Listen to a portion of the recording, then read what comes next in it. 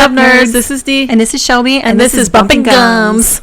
Welcome back to another episode of Bumpin Gums. I believe this is episode 6. This is episode 6, yeah. Episode 6 of our little mini episodes. Yeah. Yeah. This one's going to be a mini episode today. This is definitely going to be Last one was a little bit longer. Yes. Thank you for watching if you watched it. If you didn't, what are you doing? Watch it. They're this entertaining. Is info dump of history, random fun facts, whatever the fuck we decide to talk about. Yeah. Being nerds. Yeah. Boom. Boom. All right, your turn, Dee. Nope, you go first. Shit. Okay. Yeah, it's my turn. It's my turn. Okay, so I had some crazy cool fun facts.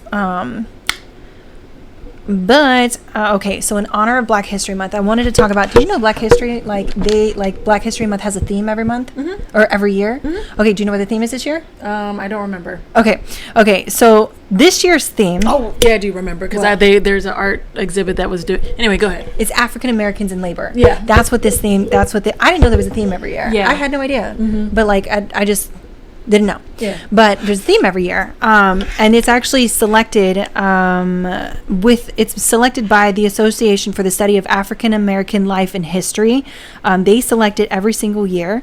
And this year focuses on the way that work and working of all kinds, free and unfree, skilled and unskilled, vocational and voluntary, intersect with the collective experiences of Black Americans. So the reason why I knew that it was the theme, I knew there was a theme, but there was an art exhibit that was going on. I got this from the art exhibit. Oh, no. Yeah, okay. Yeah. I got this from the art exhibit. Mind. Yeah. Because I was like, yes. I was like, this is perfect. Yeah. Okay, so that's my one fun fact. There's also another fun fact that I wanted to talk about, and I thought this was cool. Rebecca Lee Crumpler, she was born in February 8th, 1831, and she died in 1895. But she was the first Black female physician. Nice. Yeah. And she was the first one to actually get a medical degree and practice. And when she did practice, she was practicing on women and children only. But she went through all sorts of crazy shit because doctors, other physicians wouldn't. It was primarily not just because she was Black, but primarily because she was a woman. Right. Because back then they believed that the male brain was bigger than the female brain and blah, blah, blah. And that there was no way that she could have the capacity to be able to do this. So she would try to help and... basically be a doctor and treat these women and children, and they would be like, no, we're not going to allow you to get that prescription. No, you can't take that. No, you can't, blah blah blah. And they would stop her at every turn, left and right. But she was the first female Black physician, and she also published a book in 1883. She published a book of medical discourses, which primarily focused on maternal and pediatric medical care. So she was fucking cool as shit and did a lot, and it was dope. That is dope. So learning about her was really cool. Yeah, that is really cool. She was cool as shit. Hell yeah. Yeah, she did a lot. But yeah, so another thing that I got really into this past week was I don't know, insects and shit like that. Sometimes I just research insects because they scare me, so I need to know what they are and what they do. I need to know what they are and what they do because they terrify me. But did you know? I didn't. Did you know that a small amount of alcohol on a scorpion can cause it to sting itself to death? Like rubbing alcohol or drinking alcohol? Any alcohol, any sort of alcohol. Interesting. Any sort of alcohol will cause that. It causes them to basically go crazy and sting themselves to death. Yeah. When you think about it, if you drink enough alcohol as a human being, you're going to do some dumb shit, You're going to do some wild shit, right? Plus, they have exoskeletons and stuff like that. So basically, they breathe and absorb shit through their fucking... It's kind of similar to, I believe, if I'm not mistaken, it's similar to arachnids. So... I thought that was cool. I just got creeped out because I immediately saw something in my head and it was just furry and gross. I did as well, and I just felt something rubbing, crawling up on my neck. Okay, so the next fun fact that I have, we're just gonna keep it going. Yeah. Okay, so I also was obviously researching bees because I love bees. Bees are my favorite thing in the whole world. Shelby's gonna be a beekeeper in a few years. Just give her time. I want an apiary so bad. It's not even funny. I can't do that in a rental home, but that's cool, and that's where we're at right now in the United States. Okay, fun bee facts. I love them so much. Okay, there's a chemical compound that's used to create artificial banana flavor. Oh. It's called isomol acetate. It's also the primary component of a honeybee's alarm pheromone, meaning a strong banana smell near a hive could signal aggression and is a reason to move away quickly. So if you're next to a beehive and you smell a strong banana smell, they are going to fuck you up. I hope to never be next to a beehive and not aware. Well, if I'm next to a beehive, I'm going to be wearing a bee suit. I'm not fucking around with it. I love them and I think they're adorable, but there's no fucking way I'm getting stung. I will never look at bees the same the way after seeing my girl and homie died. Yeah. It still hurts. Yeah. Yeah. They fucked him up. They did. Okay. But they're also super cute, right? So they have something. Okay. So bees are deaf. They can't hear anything. The only way that they communicate is through dance. Not the bees in their light. They do. They be shaking their little little butts. Their little butts move around and I'm like, hey girl, she be twerking. Yeah, she be twerking. I need you to put up a little bee video. I will put up a little bee video. I'll send you one. Okay. But it's called the waggle dance. Okay. I love it. It's a famous dance that signals the direction and distance for food sources. The dancing bee smells like the food source and may even share some of the nectar with some of the other bees. That's one dance. Then they have another one called round dance, and it's like super specific the way they like move their asses and their little butts just be fucking that is cute. So freaking cute. The round dance signals that there's just nearby pollen. Yeah. So also another fun fact about bees, I didn't write this one down but I just know it. Another fun fact about bees is they actually kick the male bees out. They kill them. They kick them out. I actually watched a video of them throwing them over the ledge. I was like, that's right, because it is it's matriarchy, so, and it's all females, and it's cool as fuck.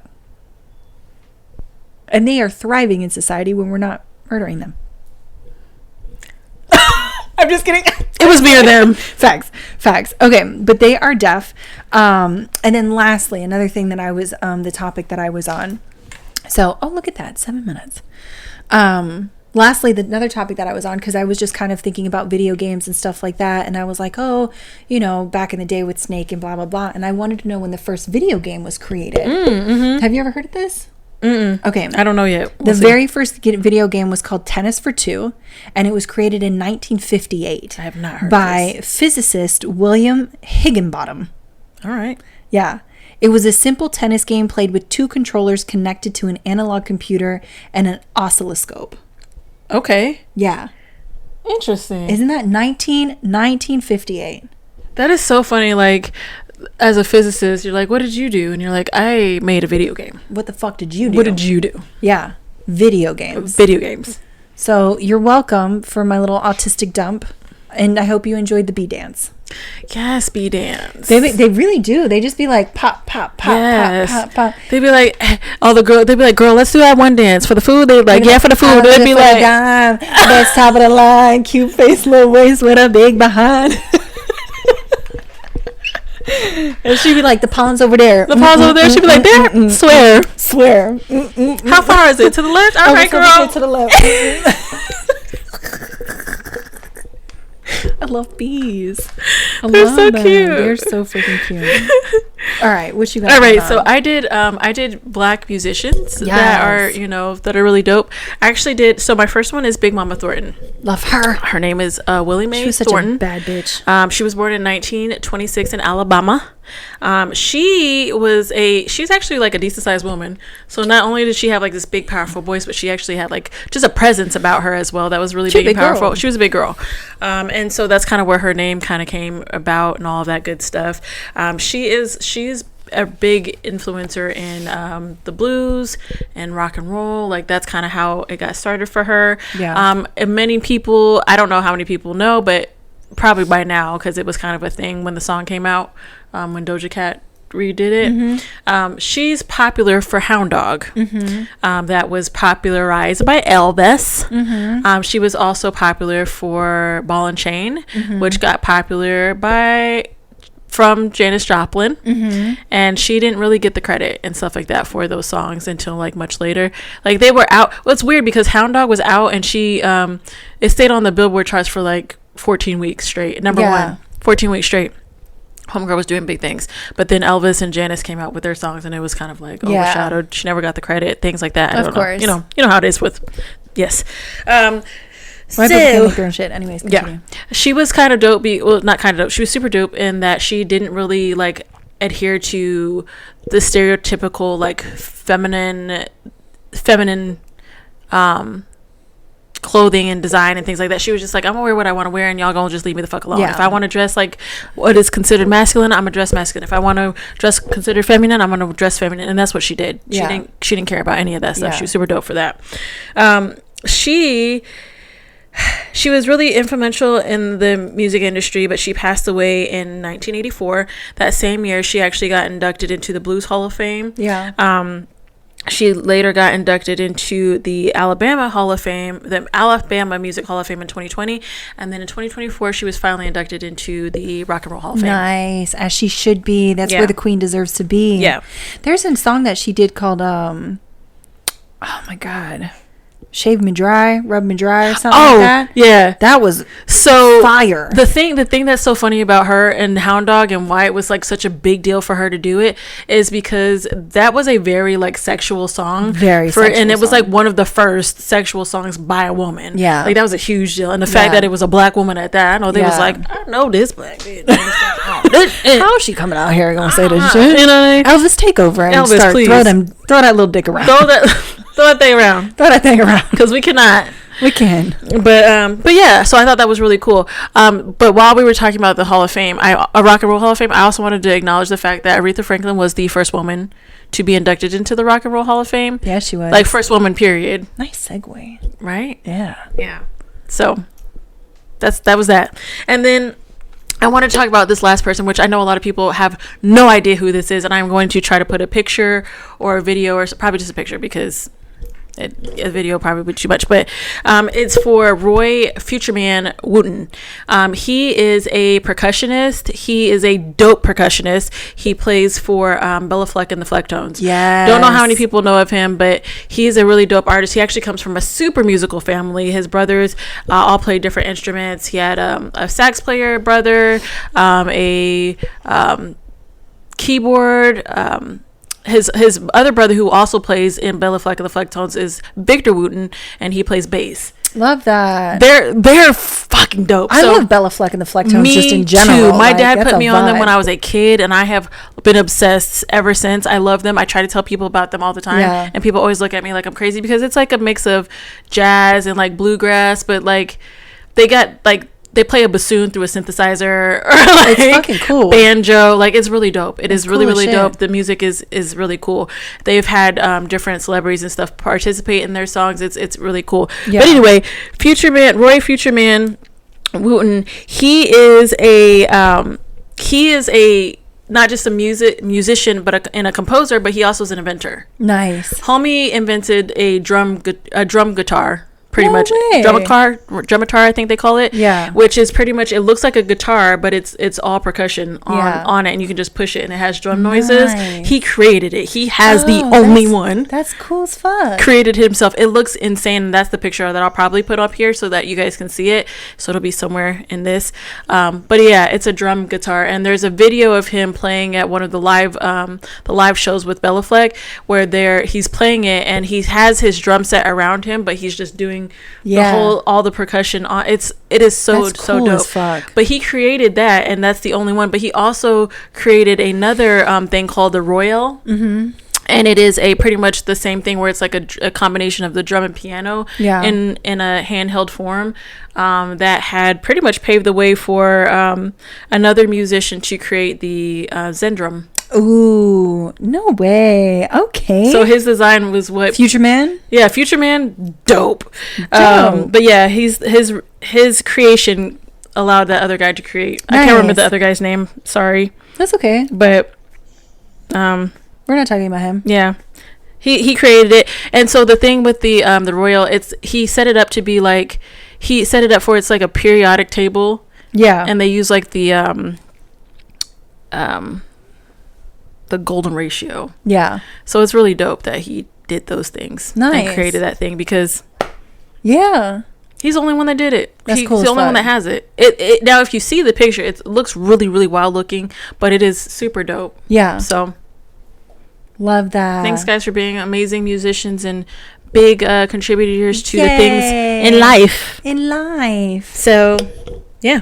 That's cool as fuck. Oh, the drumitar, I should have said this. It's called the, it's a syntax drumitar. That's what I thought it was. I had a feeling it was going to be a syntax. Yeah, it's a syntax drumitar. That's cool as fuck. Yeah, and then, like I said, he created the Royale, which led the way for the Zendrum. Yeah, cool as fuck. That's so neat. That is so fucking cool. You guys have to, please, if you do nothing else, go look up Bella Fleck and the Flecktones. Look up Victor Wooten. Go look up Future Man. Just go listen to some of their music. It is so cool. It is fucking neat. Love like the music. if you are really into music, you gotta go check them out. Yeah, especially if you're like if you like jazzy type of music, or if you're like, I don't really like jazz like that, but you can kind of get with other types of vibes. It's in there. They got something for everybody. We listen to weird music. I don't think it's weird. I mean, you and I'm not saying that's weird, but I'm saying we listen to weird music. Is it weird? What's weird about the music you listen to? I mean, I listen to like, oh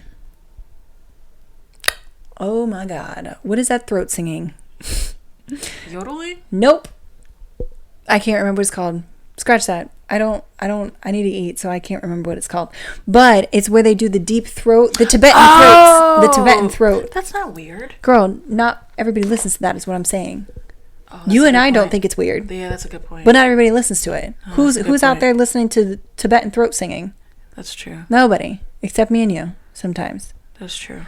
Anywho, then. Yeah. Are you done? Yeah, I'm done. Okay. That was it. It was great. Thank you guys for being here. Again, just a short mini episode. We are happy to have you guys here. Check out the other episodes if you're interested in learning about some of other Black history, as well as some other weird facts that we do have and that we have put out.